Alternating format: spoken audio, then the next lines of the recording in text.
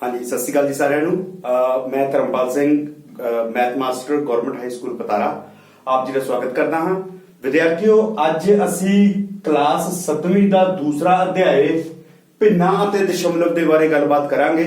इस तो पहले लैक्चरस दे विच तुसी भिन्ना वाला जिहड़ा पोर्शन है वो खत्म कर चुके हो, तो अज असी दशमलव के बारे गल करांगे कि दशमलव की है, दशमलव ਦੇ ਵਿੱਚ ਅਸੀਂ ਕਿਹੜੀਆਂ-ਕਿਹੜੀਆਂ ਚੀਜ਼ਾਂ ਉਹਨਾਂ ਦੇ ਸਥਾਨਕ ਮੁੱਲ ਕੀ ਹੁੰਦੇ ਹਨ, ਦਸ਼ਮਲਵ ਦੇ ਵਿੱਚ ਅੰਕਾਂ ਨੂੰ ਕਿਸ ਢੰਗ ਦੇ ਨਾਲ ਲਿਖਦੇ ਹਨ। ਠੀਕ ਹੈ ਜੀ, ਇਹਨਾਂ ਸਾਰੀਆਂ ਚੀਜ਼ਾਂ ਦੇ ਬਾਰੇ ਜਾਣਕਾਰੀ ਹਾਸਲ ਕਰਾਂਗੇ ਤੇ ਨਾਲ ਦੇ ਨਾਲ ਅਸੀਂ ਦਸ਼ਮਲਵਾਂ ਦੇ ਵਿੱਚ ਕੋਈ ਵੀ ਦੋ ਸੰਖਿਆਵਾਂ ਨੂੰ ਜਮਾ ਜਾਂ ਘਟਾਓ ਕਿਵੇਂ ਕਰਦੇ ਹਾਂ ਉਸ ਦੇ ਬਾਰੇ ਅਸੀਂ ਜਾਣਕਾਰੀ ਹਾਸਲ ਕਰਾਂਗੇ। ਸੋ ਸਭ ਤੋਂ ਪਹਿਲਾਂ ਅਸੀਂ ਗੱਲ ਕਰਦੇ ਹਾਂ ਦਸ਼ਮਲਵ ਤੋਂ। ਸੋ ਵਿਦਿਆਰਥੀਓ, ਦਸ਼ਮਲਵ ਤੋਂ ਭਾਵ ਹੈ 10ਵਾਂ ਹਿੱਸਾ। ਜਿਵੇਂ ਕਿਸੇ ਵੀ ਪद्धਤੀ ਦੇ ਵਿੱਚ ਆਪਾਂ ਇੱਕ ਗੱਲ ਕਰੀਏ, ਆਮ ਜ਼ਿੰਦਗੀ ਦੇ ਵਿੱਚ ਅਸੀਂ ਸਭ ਤੋਂ ਪਹਿਲਾਂ ਰੁਪਈਏ ਲੈਂਦੇ ਆ। ਠੀਕ ਹੈ ਜੀ, ਰੁਪਈਏ ਦੇ ਕੁਝ ਛੋਟੇ ਮੁੱਲ ਵੀ ਨੇ। ਕਿਹੜੇ ਨੇ? ਪੈਸਾ। 100 ਰੁਪਈਏ ਮਿਲ ਕੇ ਇੱਕ ਪੈਸਾ ਬਣਦਾ ਹੈ। ਠੀਕ ਹੈ ਜੀ, ਇਹਦਾ ਮਤਲਬ ਜਿਹੜੇ ਰੁਪਈਏ ਆ ਉਹ 100 ਦੇ ਹਿੱਸਿਆਂ ਦੇ ਵਿੱਚ ਜਿਹੜੇ ਹੈਗੇ ਉਹ ਰੱਖੇ ਹੁੰਦੇ ਹਨ। ਜਿਹੜਾ ਦਸ਼ਮਲਵ ਹੈ ਇਹ ਪद्धਤੀ ਇਸ ਢੰਗ ਦੀ ਹੁੰਦੀ ਹੈ ਜਿਹਦੇ ਵਿੱਚ ਗੁਣਾ 10 ਗੁਣਾ 10 ਗੁਣਾ 10 ਗੁਣਾ 10 ਗੁਣਾ 10 ਕਰਕੇ ਅੱਗੇ ਚੱਲਦੇ ਹਨ। ठीक है जी, ਅਸੀਂ ਆਮ ਪद्धਤੀ ਨੂੰ ਜਾਣਦੇ ਹਾਂ। ਜੇਕਰ ਮੇਰੇ ਕੋਲ ਇੱਕ ਨੰਬਰ 23 ਦਿੱਤਾ ਗਿਆ ਹੋਵੇ ਤਾਂ ਮੈਂ ਕਹਿੰਦਾ ਹਾਂ ਇਹ ਨੰਬਰ ਹੈ ਇਕਾਈ ਦਾ, ਇਹ ਨੰਬਰ ਹੈ ਦਹਾਈ ਦਾ। ਯਾਨੀ ਕਿ ਇਕਾਈ ਦਾ ਮਤਲਬ ਹੁੰਦਾ ਆ ਗੁਣਾ 1, ਦਹਾਈ ਦਾ ਮਤਲਬ ਹੁੰਦਾ ਗੁਣਾ 10। ਇੱਥੇ ਲਿਖ ਲਓ 3। ਇਹ ਹੁੰਦਾ ਆ ਸੈਂਕੜਾ, ਸੈਂਕੜੇ ਦਾ ਮਤਲਬ ਹੁੰਦਾ ਹੈ ਗੁਣਾ 100। ਜੇਕਰ ਤੁਸੀਂ ਇਸ ਸਿੱਧੇ ਨੰਬਰ ਨੂੰ ਇਹਦੇ ਵਿਸਤ੍ਰਿਤ ਰੂਪ ਦੇ ਵਿੱਚ ਲਿਖਣਾ ਚਾਹੋ ਤਾਂ ਕਿਵੇਂ ਲਿਖ ਸਕਦੇ ਆ? 3 ਗੁਣਾ 1 ਜਮਾ 2 ਗੁਣਾ 10 ਜਮਾ 3 ਗੁਣਾ 100। ਠੀਕ ਹੈ ਜੀ, ਜੇਕਰ ਤੁਸੀਂ ਇਹਨਾਂ ਸਾਰੀਆਂ ਚੀਜ਼ਾਂ ਨੂੰ ਜੋੜੋਗੇ ਤਾਂ ਤੁਹਾਡੇ ਕੋਲ ਆਪਣੇ ਆਪ ਜਿਹੜਾ ਹੈਗਾ ਆ ਇਹ 323 ਜਿਹੜਾ ਹੈਗਾ ਆ ਉਹ ਆ ਜਾਏਗਾ। ਕਿਵੇਂ ਆ ਜਾਏਗਾ? ਕਿਉਂਕਿ ਇਸ 323 ਦੇ ਵਿੱਚ ਲਿਖਣ ਦਾ ਢੰਗ ਇਹ ਆ ਕਿ ਇਹਦੇ ਵਿੱਚ 300 ਹੈਗੇ ਨੇ, 2 10 ਹੈਗੇ ਨੇ ਤੇ ਇੱਕ ਜਿਹੜੇ ਹੈਗੇ ਨੇ ਇੱਕ ਦੇ 3 ਇਕੱਠੇ ਨੇ ਇਹਦੇ ਕੋਲ। ਠੀਕ ਹੈ ਜੀ, ਸੋ ਇਹ ਇਹਦਾ ਵਿਸਤ੍ਰਿਤ ਰੂਪ ਇਹ ਹੋ ਗਿਆ। ਇਸੇ ਤਰੀਕੇ ਦੇ ਨਾਲ ਅਸੀਂ ਕੋਸ਼ਿਸ਼ ਕਰਾਂਗੇ ਕਿ ਜੇਕਰ ਸਾਡੇ ਕੋਲ ਦਸ਼ਮਲਵ ਦਿੱਤਾ ਗਿਆ ਹੋਵੇ ਤਾਂ ਦਸ਼ਮਲਵ ਤੋਂ ਅੱਗੇ ਦੀ ਚੀਜ਼ ਨੂੰ ਆਪਾਂ ਕਿਸ ਢੰਗ ਨਾਲ ਲਿਖ ਸਕਦੇ ਹਾਂ। ਠੀਕ ਹੈ, ਚਲੋ ਵਿਦਿਆਰਥੀਓ ਸ਼ੁਰੂ ਕਰਾਂਗੇ। ਪਿਛਲੇ ਜਮਾਤਾਂ ਦੇ ਵਿੱਚ ਵੈਸੇ ਵਿਦਿਆਰਥੀਓ ਆਪਾਂ ਦਸ਼ਮਲਵ ਦੇ ਬਾਰੇ ਪੜ੍ਹਿਆ ਹੋਇਆ ਹੈ, ਚੰਗੀ ਤਰੀਕੇ ਦੇ ਨਾਲ ਪੜ੍ਹਿਆ ਹੋਇਆ ਹੈ। ਸੋ ਅੱਜ ਮੈਂ ਤੁਹਾਨੂੰ ਜੋ ਵੀ ਹੁਣ ਇੱਥੇ ਨੰਬਰ ਲਿਖਿਆ ਸੀ ਉਸ ਦਾ ਵਿਸਤ੍ਰਿਤ ਰੂਪ ਲਿਖ ਕੇ ਦਿਖਾਣਾ ਹੈ। ਮੰਨ ਲਓ ਮੇਰੇ ਕੋਲ ਨੰਬਰ ਹੈ ਇੱਕ 321.256। ਠੀਕ ਹੈ ਜੀ, ਪਹਿਲੀ ਗੱਲ ਇਹ ਯਾਦ ਰੱਖਣੀ ਹੈ ਕਿ ਦਸ਼ਮਲਵ ਤੋਂ ਬਾਅਦ ਦੇ ਜਿਹੜੇ ਡਿਜਿਟਸ ਨੇ ਜਾਂ ਅੰਕ ਨੇ ਇਹਨਾਂ ਅੰਕਾਂ ਦਾ ਨਾਮ 256 25 ਇਹ ਨਹੀਂ ਬੋਲੀਦਾ। ਇਹਨਾਂ ਨੂੰ ਹਮੇਸ਼ਾ ਬੋਲਣ ਦਾ ਢੰਗ ਕੀ ਹੁੰਦਾ ਹੈ? 321, ਕਿਉਂਕਿ ਇਹ 300 ਨੇ, 2 10 ਨੇ ਤੇ 1 1 ਹੈ। ਠੀਕ ਹੈ ਜੀ, ਇਹ ਹੋ ਗਿਆ 321.256 ਨਾ ਕਿ 256। ਠੀਕ ਹੈ, ਇਹ ਗੱਲ ਯਾਦ ਰੱਖਣੀ ਹੈ। ਇਹਨੂੰ ਹੁਣ ਆਪਾਂ ਵਿਸਤ੍ਰਿਤ ਰੂਪ ਦੇ ਵਿੱਚ ਦੇਖਣ ਦੀ ਕੋਸ਼ਿਸ਼ ਕਰਦੇ ਹਾਂ। ਇਹਦੇ ਬਾਰੇ ਮੈਂ ਹੁਣੇ ਗੱਲ ਕਰ ਚੁੱਕਾ ਹਾਂ। ਇਹ ਸਾਡੇ ਕੋਲ ਸ਼ਬਦ ਹੈ ਇਕਾਈ ਦਾ, ਦੂਸਰੇ ਨੰਬਰ 'ਚ ਸਾਡੇ ਕੋਲ ਹੈ ਦਹਾਈ, ਤੀਸਰੇ ਨੰਬਰ 'ਚ ਸਾਡੇ ਕੋਲ ਹੈ ਸੈਂਕੜਾ। ਠੀਕ ਹੈ ਜੀ, ਆਹ ਤਾਂ ਹੋ ਗਈ ਉਹ ਵਾਲੀ ਰਕਮ ਜਿਹਦੀ ਆਪਾਂ ਗੱਲ ਪਹਿਲਾਂ ਕਰ ਚੁੱਕੇ ਹਾਂ। ਠੀਕ ਹੈ ਜੀ, ਹੁਣ ਆਉਂਦੇ ਹਾਂ ਇਸ ਤੋਂ ਅੱਗੇ। ਜਿਹੜਾ ਆਹ 2 ਹੈ ਇਹ ਹੈ ਇਹਦਾ 10ਵਾਂ ਹਿੱਸਾ, ਇਹਨੂੰ 10ਵਾਂ ਬੋਲਦੇ ਆ। ਇਹ ਜਿਹੜਾ 5 ਹੈ ਇਹ ਹੈ ਇਹਦਾ 100ਵਾਂ ਹਿੱਸਾ ਤੇ ਇਹ ਜਿਹੜਾ 4 ਹੈ ਇਹ ਹੈ ਇਹਦਾ 1000ਵਾਂ ਹਿੱਸਾ। ਠੀਕ ਹੈ ਜੀ, ਸੋ ਵਿਦਿਆਰਥੀਓ ਕਹਿਣ ਦਾ ਮਤਲਬ ਇਹ ਨਹੀਂ ਕਿ ਇੱਥੇ ਗੱਲ ਰੁਕ ਜਾਂਦੀ ਹੈ, ਇਸ ਤੋਂ ਅੱਗੇ ਵੀ ਆਪਾਂ ਇਸ ਢੰਗ ਨਾਲ ਚੱਲਦੇ ਰਹਾਂ। ਠੀਕ ਹੈ, 1000 ਤੋਂ ਬਾਅਦ ਆਣਾ 10,000ਵਾਂ ਹਿੱਸਾ, ਫਿਰ ਲੱਖ, ਫਿਰ 10 ਲੱਖ।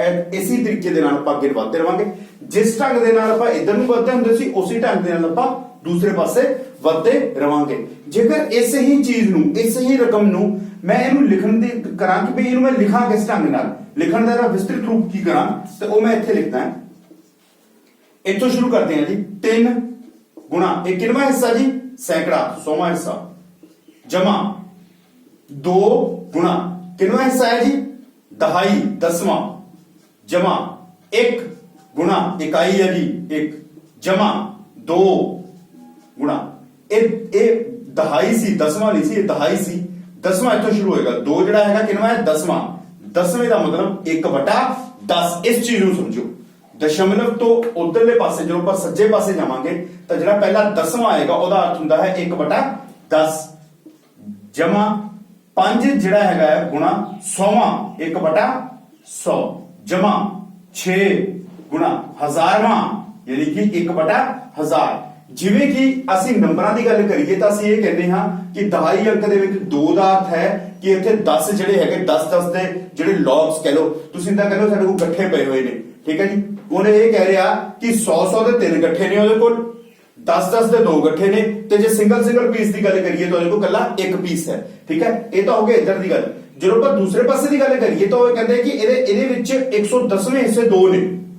ਯਾਨੀ ਕਿ 1/10 ਇਹਦੇ ਕੋਲ 2 ਨੇ 100ਵੇਂ ਹਿੱਸੇ ਇਹਦੇ ਕੋਲ 5 ਨੇ ਇਹਦਾ ਮਤਲਬ ਇਹ ਹੋਇਆ ਕਿ 1/5 ਜਮਾ 1/100 ਜਮਾ 1/100 ਜਮਾ 1/100 ਜਮਾ 1/100 ਜਮਾ 1/100 5 ਵਾਰ इसी तरीके ਨਾਲ 6 ਇਹਦੇ ਹਜ਼ਾਰਵੇਂ ਨੇ ਇਹਦਾ ਮਤਲਬ ਹੋ ਗਿਆ 1/1000 ਜਮਾ 1/1000 ਜਮਾ 1/1000 ਨੂੰ 6 ਵਾਰੀ ਕਰਨਾ ਆਪਾਂ ਉਹ ਕੀ ਹੋਏਗਾ ਸਾਡੇ ਕੋਲ 6000ਵਾਂ ਜਿਹੜਾ ਹਿੱਸਾ ਉਹਦਾ ਹੋਏਗਾ ਸੋ ਇਹ ਹੈ ਵਿਦਿਆਰਥੀਓ ਦਸ਼ਮਲਵ ਨੂੰ ਇੱਕ ਵਿਸਤ੍ਰਿਤ ਰੂਪ ਦੇ ਵਿੱਚ ਲਿਖਣਾ ਤੇ ਉਹਨੂੰ ਸਮਝਣਾ ਕਿ ਅਸਲ ਦੇ ਵਿੱਚ ਉਹ ਹੈ ਕੀ ਚੀਜ਼ ਠੀਕ ਹੈ ਜੀ ਇਸ ਹੀ ਚੀਜ਼ ਤੋਂ ਅਸੀਂ ਉਹਦਾ ਸਥਾਨਕ ਮੁੱਲ ਵੀ ਜਾਣ ਸਕਦੇ ਹਾਂ ਠੀਕ ਹੈ ਜੀ ਜਿਵੇਂ ਮੈਨੂੰ ਇਹ ਪੁੱਛਿਆ ਜਾਵੇ ਕਿ ਇੱਥੇ 1 ਦਾ ਸਥਾਨਕ ਮੁੱਲ ਕਿੰਨਾ ਹੈ 1 ਦਾ ਸਥਾਨਕ ਮੁੱਲ ਹੈ ਇਕਾਈ 2 ਦਾ ਸਥਾਨਕ ਮੁੱਲ ਕਿੰਨਾ ਹੈ ਉਹਦਾ ਸਥਾਨਕ ਮੁੱਲ ਦਹਾਈ ਹੈ ਇਹ ਸਥਾਨਕ ਮੁੱਲ ਲਿਖੇ ਹੋਏ ਨੇ ਉਹਦੇ 3 ਦਾ ਸਥਾਨਕ ਮੁੱਲ ਕਿੰਨਾ ਹੈ ਸੈਂਕੜਾ ਇੱਥੇ 2 ਦਾ ਸਥਾਨਕ ਮੁੱਲ ਕਿੰਨਾ ਹੈ ਦਸਵਾਂ 5 ਦਾ ਸਥਾਨਕ ਮੁੱਲ ਕਿੰਨਾ ਹੈ 100ਵਾਂ 6 ਦਾ ਸਥਾਨਕ ਮੁੱਲ ਕਿੰਨਾ ਹੈ ਹਜ਼ਾਰਵਾਂ ਠੀਕ ਹੈ ਜੀ ਤੇ ਜੇਕਰ ਇੱਕ ਸੰਖਿਆ ਇਹਨੂੰ ਇਹ ਇੱਕ ਸੰਖਿਆ ਹੀ ਸੀ ਸਾਡੇ ਕੋਲ 321.256 ਇਸ ਨੂੰ ਵਿਸਤ੍ਰਿਤ ਰੂਪ ਦੇ ਵਿੱਚ ਜੇਕਰ ਲਿਖਣਾ ਹੋਵੇ ਤਾਂ ਇਹਨੂੰ ਵਿਸਤ੍ਰਿਤ ਰੂਪ ਦੇ ਵਿੱਚ ਲਿਖਣ ਦਾ ਜਿਹੜਾ ਤਰੀਕਾ ਹੈ ਉਹ ਇਹ ਹੈ ਠੀਕ ਹੈ ਜੀ ਸੋ ਵਿਦਿਆਰਥੀਓ ਇੱਕ ਛੋਟੀ ਜਿਹੀ ਉਦਾਹਰਣ ਦੇ ਵਿੱਚ ਅਸੀਂ ਕੋਸ਼ਿਸ਼ ਕੀਤੀ ਆ ਕਿ ਦਸ਼ਮਲਵ ਦੀਆਂ ਜਿਹੜੀਆਂ ਬੇਸਿਕ ਚੀਜ਼ਾਂ ਨੇ ਉਹਨਾਂ ਨੂੰ ਇੱਕ ਛੋਟੀ ਜਿਹੀ ਚੀਜ਼ ਦੇ ਵਿੱਚ ਸਮਝਿਆ ਜਾ ਸਕੇ ਚਲੋ ਆਓ ਵਿਦਿਆਰਥੀਓ ਅਸੀਂ ਇਸ ਤੋਂ ਅੱਗੇ ਚੱਲਦੇ ਹਾਂ ਇਸ ਤੋਂ ਬਾਅਦ ਵਿਦਿਆਰਥੀਓ ਗੱਲ ਚੱਲਦੀ ਹੈ ਕਿ ਦਸ਼ਮਲਵ ਦੀਆਂ ਕਿਹੜੀਆਂ ਸੰਖਿਆਵਾਂ ਵੱਡੀਆਂ ਹਨ ਤੇ ਕਿਹੜੀਆਂ ਸੰਖਿਆਵਾਂ ਛੋਟੀਆਂ ਹਨ ਮੈਂ ਇੱਥੇ ਵਿਦਿਆਰਥੀਓ ਉਦਾਹਰਣ ਵਜੋਂ ਇੱਕ ਉਦਾਹਰਣ ਲੈਣਾ ਆ ਇਹਦੇ ਵਿੱਚ ਮੈਂ ਕਹਿਣਾ ਕਿ 15.50 ਰੁਪਏ ਅਤੇ 15.75 ਰੁਪਏ ਜਿਹੜੇ ਹੈਗੇ ਆ ਉਹਨਾਂ ਵਿੱਚੋਂ ਕਿਹੜਾ ਵੱਡਾ ਹੈ ਤੇ ਕਿਹੜਾ ਛੋਟਾ ਹੈ ਤੇ ਉਹਦਾ ਪਤਾ ਕਿਵੇਂ ਲੱਗਦਾ ਹੈ ਠੀਕ ਹੈ ਜੀ ਅੱਛਾ ਕਰਨ ਦੇ ਕਈ ਤਰੀਕੇ ਨੇ ਮੈਂ ਤੁਹਾਨੂੰ ਆਪਣਾ ਤਰੀਕਾ ਦੱਸਦਾ ਮੈਂ ਕੀ ਕਰਦਾ ਹੁੰਨਾ ਪਹਿਲਾਂ ਮੈਂ ਲਿਖ ਦਿੱਤਾ 15.50 दूसरी रकम लिखने लगे मैं दशमलव के थले दशमलव लिखता ते ओदे इधरले पासे की है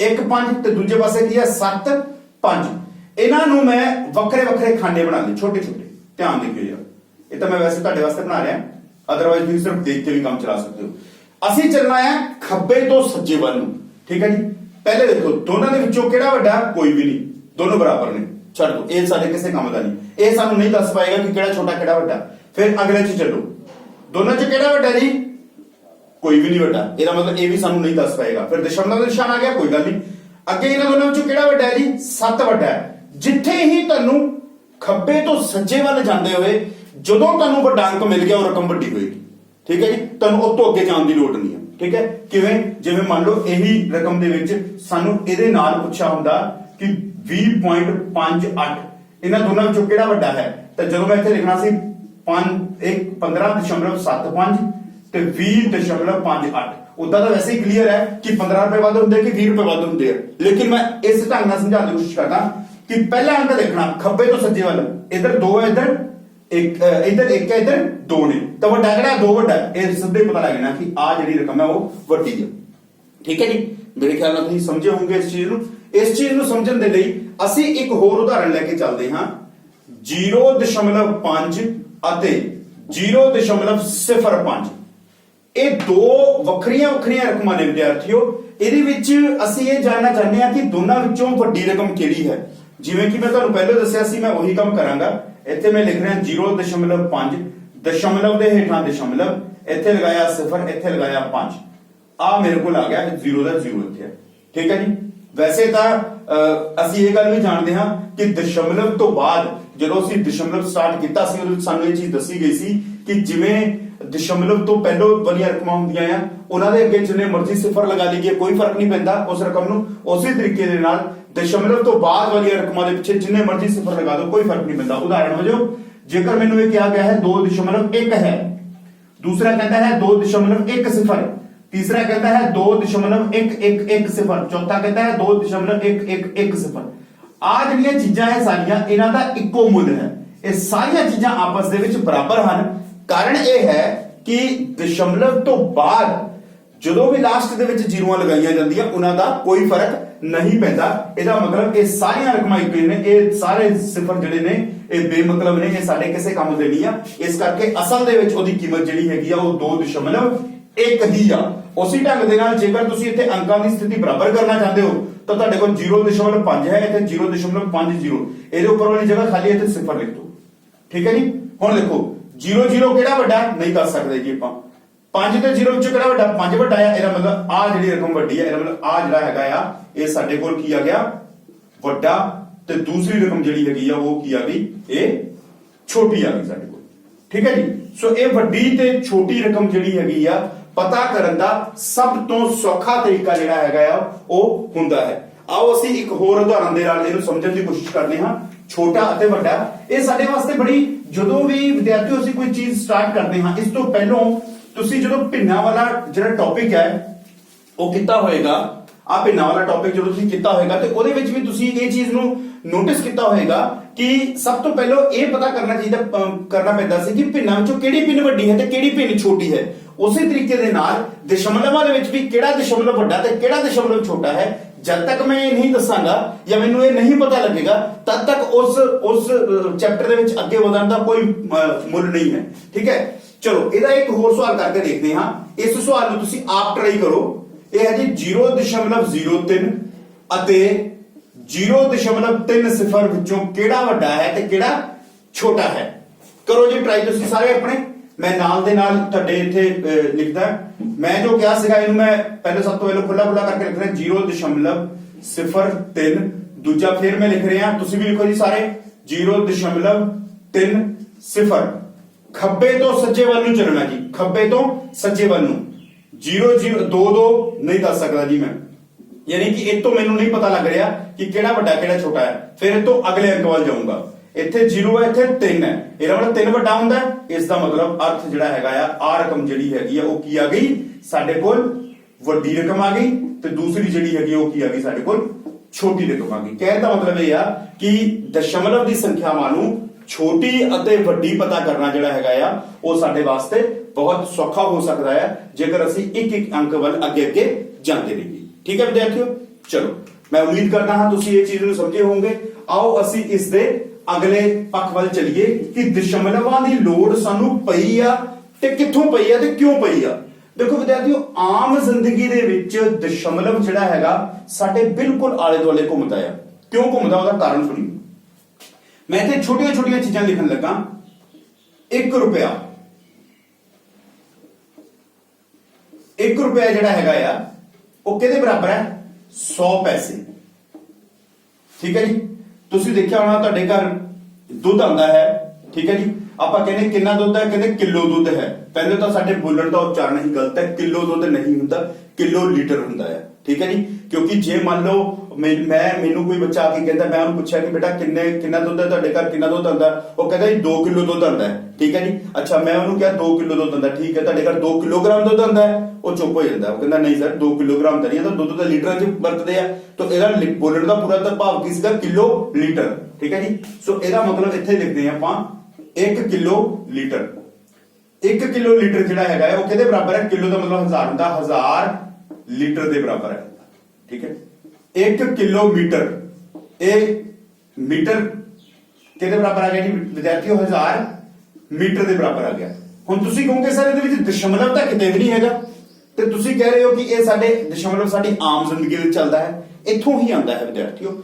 ਜੇਕਰ ਮੈਨੂੰ ਇਹ ਪੁੱਛਿਆ ਜਾਵੇ ਕਿ 1 ਪੈਸਾ ਕਿਹਦੇ ਬਰਾਬਰ ਹੈ, ਇਹ ਤਾਂ ਇੱਧਰ ਸੀਗਾ ਕਿ 1 ਰੁਪਿਆ ਜਿਹੜਾ ਹੈਗਾ ਆ ਉਹ 100 ਪੈਸੇ ਦੇ ਬਰਾਬਰ ਹੈ। ਤਾਂ 1 ਪੈਸਾ ਜਿਹੜਾ ਹੈ ਕਿੰਨੀਆਂ ਸਿਫਰਾਂ ਦੇ ਵਿੱਚ? 0। 1/100 ਰੁਪਏ ਦੇ ਬਰਾਬਰ ਹੈ 1 ਪੈਸਾ। ਇਸੇ ਢੰਗ ਦੇ ਨਾਲ ਜੇ ਮੈਨੂੰ ਕੋਈ ਇਹ ਪੁੱਛੇ ਕਿ 1 ਲੀਟਰ ਜਿਹੜਾ ਹੈਗਾ ਉਹ ਕਿੰਨੇ ਕਿਲੋਲੀਟਰ ਦੇ ਬਰਾਬਰ ਹੈ ਤਾਂ ਇਹਦਾ ਮਤਲਬ ਹੁੰਦਾ ਆ 1 ਲੀਟਰ ਜਿਹੜਾ ਹੈਗਾ ਉਹ ਕਿੰਨੇ ਕਿਲੋਲੀਟਰ ਦੇ ਬਰਾਬਰ ਹੈ। ਸ਼ਾਬਾਸ਼, ਵੈਰੀ ਗੁੱਡ। 1/1000। ਇਸੇ ਤਰੀਕੇ ਦੇ ਨਾਲ 1 ਮੀਟਰ ਜਿਹੜਾ ਹੈਗਾ ਆ ਉਹ ਕਿੰਨੇ ਮੀਟਰ ਦੇ ਬਰਾਬਰ ਹੈ। ਕਿੰਨੀਆਂ ਸਿਫਰਾਂ 1 2 3 ਯਾਨੀ ਕਿ ਇਹ ਵੀ ਕਿੰਨੇ ਲੀਟਰ ਦੇ ਬਰਾਬਰ ਹੈਗਾ 1 2 3 ਕਿਲੋਮੀਟਰ। ਸੋ ਆ ਸਾਡੇ ਕੋਲ ਜਿਹੜੀਆਂ ਹੈਗੀਆਂ ਚੀਜ਼ਾਂ ਅਸੀਂ ਕਨਵਰਸ਼ਨ ਕਰਨ ਦੀ ਕੋਸ਼ਿਸ਼ ਕੀਤੀ ਆ ਕਿ ਕਿਵੇਂ ਜਿਹੜਾ ਇਹ ਚੀਜ਼ਾਂ ਹੈਗੀਆਂ ਸਾਡੀ ਆਮ ਜ਼ਿੰਦਗੀ ਦੇ ਨਾਲ ਜੁੜੀਆਂ ਹੋਈਆਂ ਨੇ। ਹੁਣ ਤੁਸੀਂ ਕਹੋਗੇ ਇਹ ਤਾਂ ਫਿਰ ਉਹੀ ਆ ਗਈ ਭਿੰਨਾਂ ਆ ਗਈਆਂ, ਇਹਦਾ ਦਸ਼ਮਲਵ ਰੂਪ ਕਿੱਥੇ ਆ। ਇਹਦਾ ਦਸ਼ਮਲਵ ਰੂਪ ਅਸੀਂ ਬੜੇ ਆਰਾਮ ਨਾਲ ਕਰ ਸਕਦੇ ਹਾਂ। ਕਿਵੇਂ ਕਰ ਸਕਦੇ ਹਾਂ, ਆ ਦੇਖੋ ਅਸੀਂ ਪਹਿਲੀ ਰਕਮ ਨੂੰ ਲੈ ਕੇ ਇੱਥੇ ਲੈ ਕੇ ਆਨੇ ਆ। 1/100 ਕਿਹਦੇ ਬਰਾਬਰ ਹੁੰਦਾ ਹੈ ਜੀ। ਦੇਖੋ ਉਦਾਂ ਤਾਂ ਭਿੰਨਾਂ ਨੂੰ ਦਸ਼ਮਲਵ ਵਿੱਚ ਬਦਲਣਾ ਹੋਵੇ ਤਾਂ ਸਾਨੂੰ ਭਾਗ ਕਰਨੀ ਪੈਂਦੀ ਹੈ, ਲੇਕਿਨ ਅਸੀਂ ਇਹ ਗੱਲ ਜਾਣਦੇ ਹਾਂ ਜੇਕਰ ਬਟੇ ਦੇ ਵਿੱਚ 10 100 1000 ਵਰਗੀਆਂ ਰਕਮਾਂ ਲਿਖੀਆਂ ਹੋਣ ਤਾਂ ਉਹਨਾਂ ਨੂੰ ਦਸ਼ਮਲਵ ਵਿੱਚ ਬਦਲਣਾ ਬਹੁਤ ਸੌਖਾ ਹੁੰਦਾ ਹੈ। ਅਸੀਂ ਕੀ ਕਰਦੇ ਹਾਂ, ਇਹ ਜਿਹੜਾ ਹੈਗਾ ਆ ਇਹਦੇ ਅੱਗੇ 1 2 0 ਦਸ਼ਮਲਵ ਤੋਂ ਬਾਅਦ 2 ਅਕਸ਼ਰ ਹੋਣੇ ਚਾਹੀਦੇ, ਲੇਕਿਨ ਉੱਪਰ ਤਾਂ 1 ਹੀ ਸੀਗਾ, ਇਸ ਕਰਕੇ ਆਹ ਵਾਲਾ 0 ਅਸੀਂ ਆਪ ਲਿਖ ਦਿੱਤਾ। ਇਹਦਾ ਮਤਲਬ 1/100 ਬਰਾਬਰ ਹੁੰਦਾ 0.01। ਜੇਕਰ 1/1000 ਦੀ ਗੱਲ ਕਰੀਏ ਤਾਂ 1/1000 ਬਰਾਬਰ ਹੁੰਦਾ 0.001।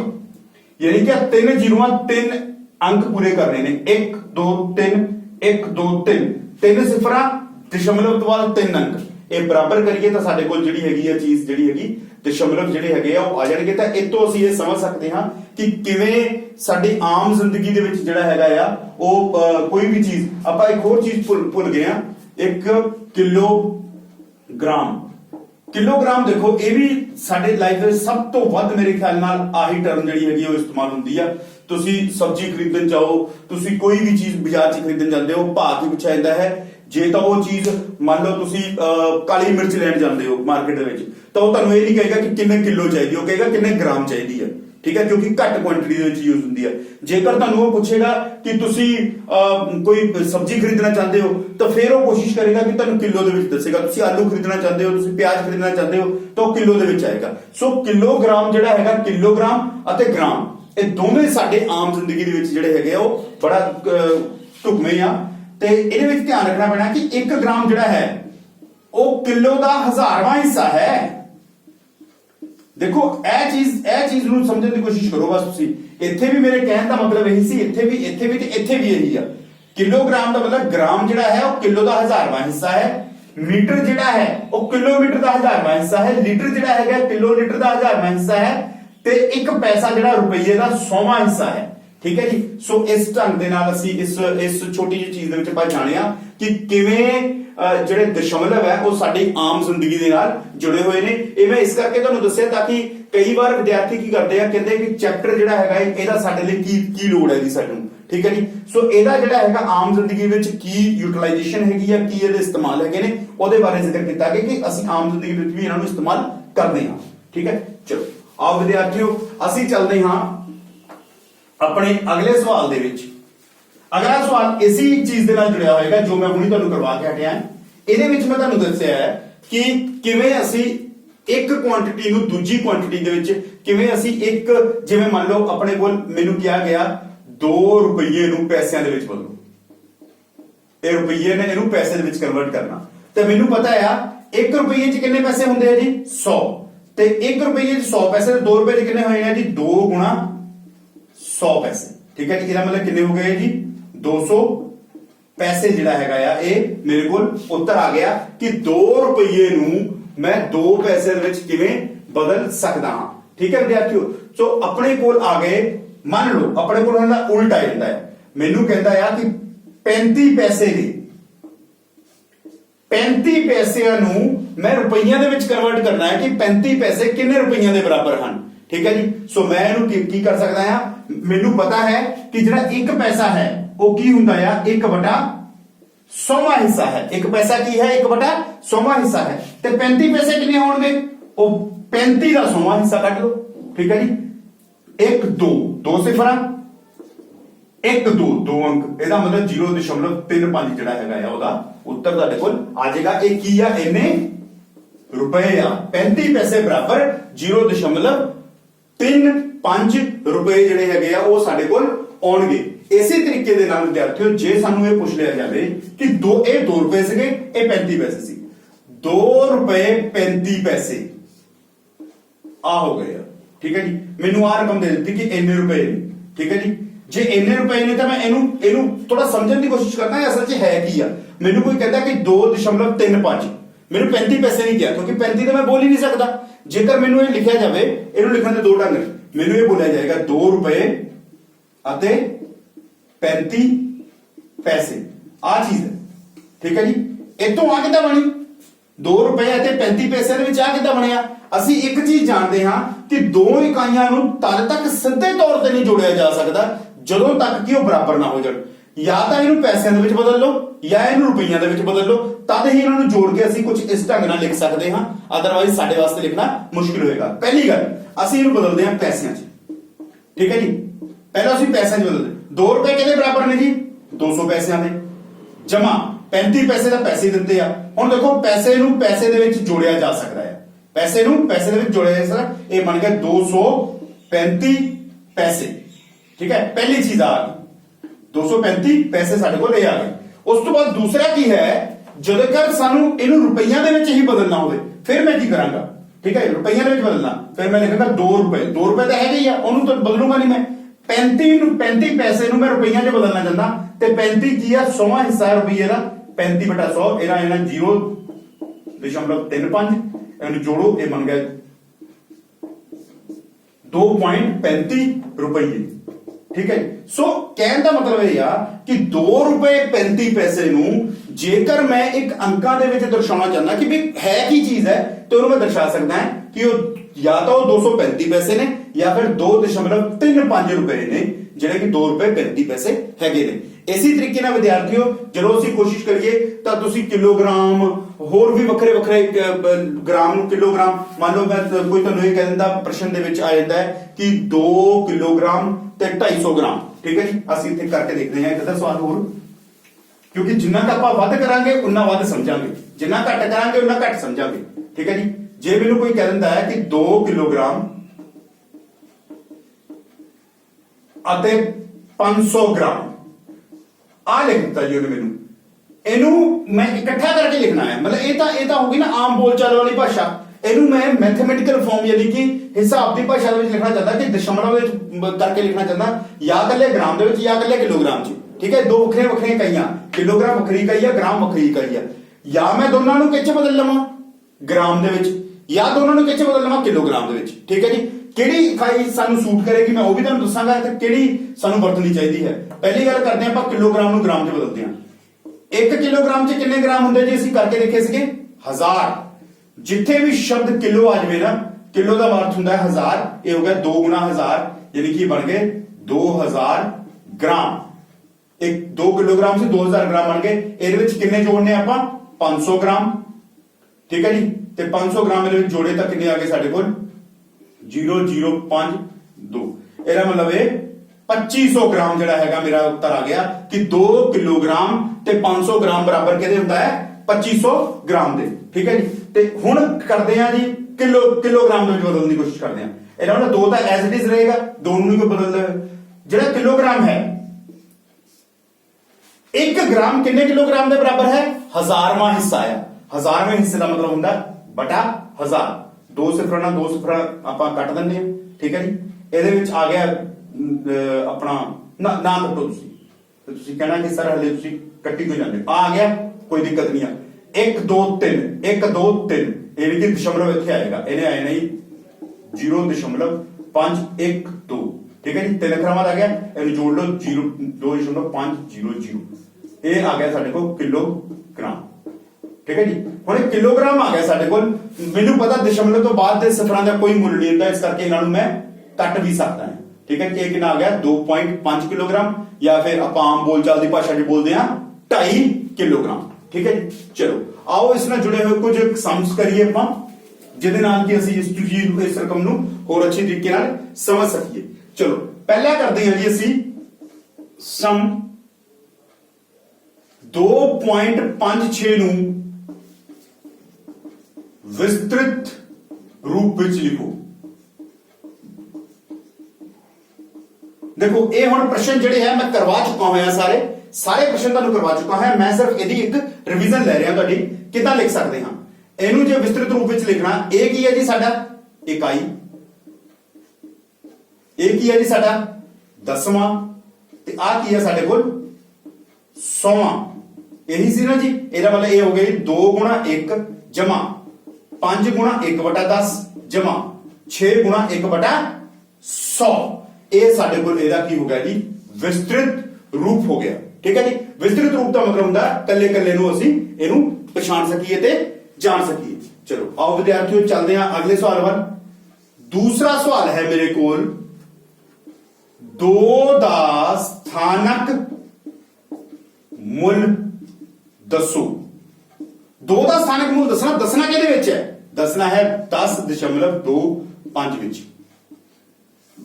सवाल है 10.25 विच 2 का स्थानक मूल दसो। चलो ये तो 2 का पुछ लिया उन्हें, मैं सारा नहीं दस दिंदा जी। ये इत्थों शुरू करते हैं जी। ये हैगा जी इकाई, मैं फिर बोलदा जी, ये हैगा जी दहाई, ये हैगा जी दसवां, ये हैगा जी 100वां। विद्यार्थियों इसदा अर्थ ये होया कि 2 का जिहड़ा हैगा आ स्थानक मूल 10वां है।